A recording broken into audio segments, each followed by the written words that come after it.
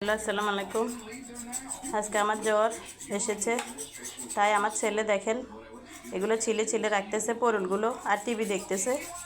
ওকে আমি দেখাই দিছি কীভাবে এটা ছিলবে, এভাবে ছিল, তারপর আমরা রান্না করব। কি করব, ছিলতেও পারতেছি না কোনো রকম। ও ছিলে দিলে তারপরে নিজে যাই রান্না করব। কথা শুনে বুঝতেছেন কতটুকু খারাপ লাগতেছে আমার। তবুও রান্না তো করতে হবে, মেয়েদের তো রান্না না করলে উপায় নাই, তাই রান্না করব। আজ রান্না হবে পরুল তেলাপিয়া মাছ দিয়ে। মাছগুলো লবণ হলুদ মেখে রেখেছি, এখন চুলাতে দিয়ে দিচ্ছি আদা রসুন বাটা আর মরিচ হলুদ। এগুলো কষানো হলে মাছ দিব। মাছগুলো দিয়ে দিচ্ছি। আজকে কষাই খাবো, আমার মেয়ে বলছে কষাই খাবে মাছ।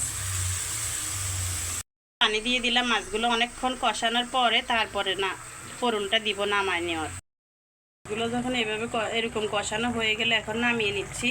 দিয়ে দিলাম টমেটো দিলাম। সব শেষে ঝিঙ্গের তরকারিটা হয়ে গেল।